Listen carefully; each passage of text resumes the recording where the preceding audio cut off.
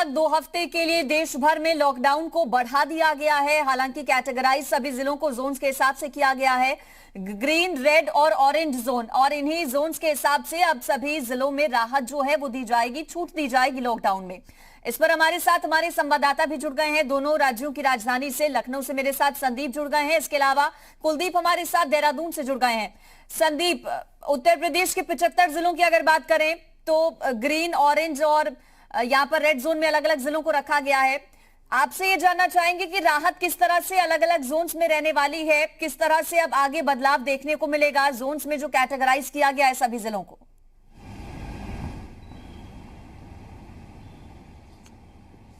देखिए, उत्तर प्रदेश में 75 जिले हैं और 19 जिले हॉट स्पॉट हैं, यानी रेड जोन में हैं। उन रेड जोन में जो रेड जोन के जिले हैं, उनके जो हॉट स्पॉट हैं, उनके बाहर का जो इलाका है, जैसे सदर का इलाका है, सदर बाजार, वहाँ सबसे ज़्यादा केस राजधानी लखनऊ में सामने आए हैं, तो उसमें थोड़ी सी रियायत दी जाएगी। यानी जो हॉट स्पॉट का बाहर का इलाका है वहाँ थोड़ी छूट दे सकते हैं। उस पर आज चर्चा होनी है टीम 11 की। दूसरा जो ऑरेंज जोन है वहाँ पर भी रियायत मिलेगी, और जो ग्रीन जोन है वहाँ पर लगभग जो अन्य तरीके की गतिविधियाँ हैं, जो बसें हैं, वो भी चलाने को लेकर आज फैसला होना है। टीम 11 की बैठक 11 बजे होगी। स्पष्ट उसी समय होगा कि किस तरीके से उत्तर प्रदेश, क्योंकि राजधानी के अलावा करीब 19 जिले हॉट स्पॉट हैं। आगरा सबसे नंबर 1 पर है, उसके बाद जो लखनऊ है और मुरादाबाद है, उसी तरीके से सहारनपुर, मेरठ, मुरादाबाद, ये जो ज़िले हैं ये हॉट स्पॉट हैं। आज बैठक के बाद ये स्पष्ट होगा, लेकिन जो केंद्रीय गृह मंत्रालय की गाइडलाइन है उसके बाद उत्तर प्रदेश में जो चर्चा होगी, मुख्य सचिव उसमें रहेंगे, ACS गृह उसमें रहेंगे, DGP रहेंगे, क्योंकि ढील के साथ साथ अब ये भी तय करना है कि बड़ी संख्या में जो बाहर के राज्य हैं, जैसे मध्य प्रदेश है, महाराष्ट्र है, गुजरात है, उसके अलावा अन्य जो राज्य हैं वहाँ से भी श्रमिकों को लाने के लिए एक विशेष अभियान उत्तर प्रदेश की सरकार के माध्यम से चलाया जा रहा था पहले भी, और अब इसमें रेलवे भी शामिल हो गया है। तो रेलवे के माध्यम से भी तमाम जो मजदूर हैं वो यहाँ पर आएंगे। लेकिन सरकार ने स्पष्ट कहा है, उत्तर प्रदेश के मुख्य सचिव ने, कि जो हॉटस्पॉट जिले हैं या जो ग्रीन और ऑरेंज जिले हैं वहाँ पर कृषि गतिविधियाँ जारी रहेंगी। इसके अलावा निर्माण कार्यों को भी छूट दे दी गई है। ये लेटेस्ट अपडेट है कि अगर हॉटस्पॉट के ऑरेंज और ग्रीन जो क्षेत्र है, ग्रीन और ऑरेंज क्षेत्र में अगर कोई निर्माण सामग्री या अपना भवन बनाना चाह रहा है, कोई भी निर्माण का जो सामान है, तो उसको गतिविधि में छूट मिलेगी। इसके अलावा और भी जो छूट हैं वो दी जा रही है। लेकिन सबसे महत्वपूर्ण ये है कि जो उत्तर प्रदेश में हॉट स्पॉट जिले हैं, उन जिलों के अलावा जो रेड और ग्रीन जिले हैं वहाँ किसानों को कोई दिक्कतें ना आए, जो बागवानी है उसको कोई दिक्कतें ना आए। ग्रामीण क्षेत्रों में जो मनरेगा का काम चल रहे हैं वो जारी रहें। उसके अलावा जो एक्सप्रेसवे, हाईवे हैं जिन पर निर्माण कार्य शुरू कर दिया गया है वो भी जारी रहें। तो कमोबेश 11 बजे के बाद जो केंद्र की गाइडलाइन है उस पर उत्तर प्रदेश सरकार की भी गाइडलाइन आज जारी होगी। बिल्कुल ठीक। कुलदीप का रुख करेंगे, देहरादून से हमारे साथ कुलदीप हैं। कुलदीप, 13 जिलों में से ये अच्छी बात है कि सिर्फ एक ही जिला रेड जोन है, हरिद्वार। इसके अलावा ऑरेंज जोन में देहरादून और नैनीताल आएगा, बाकी सभी 10 जिले ग्रीन जोन है। डिफरेंस क्या रहेगा हरिद्वार, नैनीताल और एक और जो ऑरेंज जोन में डाला गया है, क्या फर्क होगा देहरादून, हरिद्वार और यहाँ पर जो तीसरा जिला है उसमें? ऑरेंज और रेड जोन का डिफरेंस आपसे समझना चाहेंगे।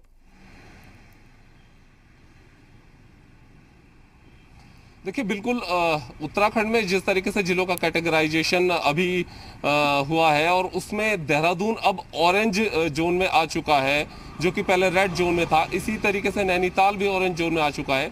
केवल हरिद्वार रेड जोन में है और बाकी जो 10 जिले हैं वो ग्रीन जोन में हैं। अब जिस तरीके से केंद्र सरकार ने जो ग्रीन जोन है, उन ग्रीन जोन में कुछ कैटेगरी में रियायतें दी हैं, तो वो रियायतें उन जिलों में लागू हो पाएंगी। हालांकि आज मुख्यमंत्री जो उच्च स्तरीय समिति कोविड-19 को लेकर गठित है, जब समीक्षा बैठक करेंगे तो उसमें ये सरकार तय करेगी और अपनी गाइडलाइन भी उसके बाद जारी करेगी कि किस तरह की रियायत उन जगह मिलेगी। लेकिन जिस तरीके से अब जो केंद्र की गाइडलाइन आई है उसके बाद उन जिलों में जिले से जिले में यानी ग्रीन जोन से ग्रीन जोन में लोगों की आवाजाही सुनिश्चित हो सकती है। इसके लिए सरकार आदेश जारी कर सकती है। लगातार सरकार इस पर विचार भी कर रही थी और लोग भी ये मांग कर रहे थे कि सुरक्षित जो जिले हैं अभी ग्रीन कैटेगरी के हैं, अगर वहां से दूसरे जिले में कोई जाना चाहता है जो फंसा हुआ है लॉकडाउन के चलते लंबे समय से, वो जाएगा। दूसरा, दुकानें खुलने का जो वक्त है सरकार उसको बढ़ा सकती है उन ग्रीन जोन के जिलों में।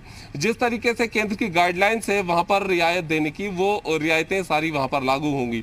लेकिन बात अगर हरिद्वार की कर लें या फिर ऑरेंज जोन की कर लें, उस तरीके से वो रियायतें रेड जोन में तो बिल्कुल भी नहीं मिल पाएंगी। उस खास तौर से ऐसे एरियाज में जो हॉटस्पॉट एरियाज हैं, तकरीबन इन जो ग्रीन जो रेड और ऑरेंज जोन है इनमें 21 ऐसे हॉटस्पॉट एरिया है जो कि चिन्हित है, खासतौर से देहरादून में। हालांकि ऑरेंज जोन में जरूर आ गया है, लेकिन हॉटस्पॉट एरियाज में किसी भी तरह का कोई रिलैक्स अभी नहीं मिलेगा। 3 तारीख तक की जो लॉकडाउन पीरियड है, लॉकडाउन की अवधि है, उस अवधि तक नहीं मिलेगा। उसके बाद ये विचार किया जाएगा और संभवतः आज इस पर पूरा शासन स्तर से भी मंथन होकर ये तय हो जाएगा कि इन हॉटस्पॉट एरियाज में जहाँ पे कि नए केस कोई भी नहीं मिले हैं और जिन्होंने अपनी 28 दिन की अवधि भी पूरी वो क्षेत्र कर चुके हैं, वहाँ पर किस तरह का रिलैक्स दिया जाना है, उन्हें हॉटस्पॉट से बाहर लाया जाना है या नहीं लाया जाना है, इस पर पूरा विचार होगा। इसके बाद राज्य सरकार अपनी गाइडलाइंस भी जारी करेगी। लेकिन ग्रीन जोन में जो जिले अभी हैं उन जिलों को कुछ और रियायत मिल सकती है। वहां पर जो दुकानें, क्योंकि अभी तक जो दुकानें खुल रही थी उस हिसाब से केवल आवश्यक सेवा से जुड़ी हुई जो दुकानें हैं, उस वस्तुओं से जुड़ी दुकानें वो खुल रही थी। इसके अलावा और भी दुकानें जैसे देहरादून में बुक शॉप्स खुलने की इजाज़त दे दी गई थी, पंखे की दुकानें खुलने की इजाज़त दे दी गई थी, लेकिन इसका एक टाइम पीरियड फिक्स किया गया था कि 7 से 1 बजे तक ही ये खुल पाएंगे। अब ग्रीन जोन के जो जिले हैं उन जिलों में और ज़्यादा रियायत मिल पाएगी। और फिलहाल ये नजरें टिकी हुई है कि वहाँ पर जो मूवमेंट की मांग हो रही थी कि ग्रीन जोन से ग्रीन जोन जिलों में मूवमेंट हो, सरकार उसको किस तरीके से सुनिश्चित करती है और उसके लिए राज्य स्तर से क्या गाइडलाइंस जारी होती है, आज ये साफ हो जाएगी स्थिति। जी संदीप, गृह मंत्रालय की कुछ गाइडलाइंस है, उन्हें भी फॉलो करवाना होगा। जो ग्रीन जोन है उसके लिए भी अलग से गाइडलाइंस हैं। गाइडलाइंस का किस तरह से अनुपालन हो, इसको लेकर अब राज्य सरकार की क्या रणनीति रहने वाली है, इस पर क्या आज टीम 11 की बैठक में चर्चा हो सकती है? देखिए, गाइडलाइन में कोई दो राय नहीं है। सिर्फ जो तमाम जिले हैं, चाहे वो रेड हो, ऑरेंज हो या फिर ग्रीन हो, जो अनुपालन केंद्र की गाइडलाइन आ रही है उसका तो पालन करना ही करना है। लेकिन उत्तर प्रदेश में कई जिले ऐसे हैं जहां इसका पालन नहीं हो पा रहा है। जब रमज़ान का महीना शुरू हो रहा था तब भी कई जिलों से ऐसी खबरें आ रही थी कि वहां पर जो सोशल डिस्टेंसिंग है या जो शारीरिक दूरियां रखनी है 1 मीटर की, 2 मीटर की, वो उसका पालन नहीं हो रहा था। भीड़ बहुत ज़्यादा हो रही थी, मंडियों में ज़्यादा भीड़ हो रही थी, वो एक चिंता का विषय था। कई अधिकारियों को चेतावनी भी दी गई, मुख्यमंत्री के स्तर से भी और शासन के स्तर से भी, कि आपके ज़िले से जो है वो जो गाइडलाइन है उसका पालन नहीं हो रहा है। इसीलिए करीब 21 स्पेशल ऑफिसर्स की भी तैनाती की गई थी उन जिलों में जहां पर संक्रमण भी बढ़ रहा था और खतरा भी बना हुआ था उसके और विस्तार का। और जो व्यवस्थाएं हैं, चाहे वो पुलिसिंग हो, पुलिस की व्यवस्थाएं हो या फिर जो सिस्टम हो, वो ठीक से काम नहीं कर रहा था। तो स्पेशल अधिकारियों की तैनाती की गई है। वो हर दिन ईमेल से शासन को, प्रमुख सचिव सीएम को और मुख्य सचिव को जो अपडेट दे रहे हैं। उसके अलावा एक समस्या और भी आ रही थी उत्तर प्रदेश में, चूंकि बड़ा राज्य है, जो कम्युनिटी किचन है उस पर लगातार फोकस किया जा रहा था। मुख्यमंत्री ने यह भी निर्देश दिए कि गांव स्तर तक भी कम्युनिटी किचन या जो महिला मंगल दल जो हैं या स्वयं सहायता समूह हैं वो भी अगर शुरुआत करना चाहें तो वो कर सकते हैं।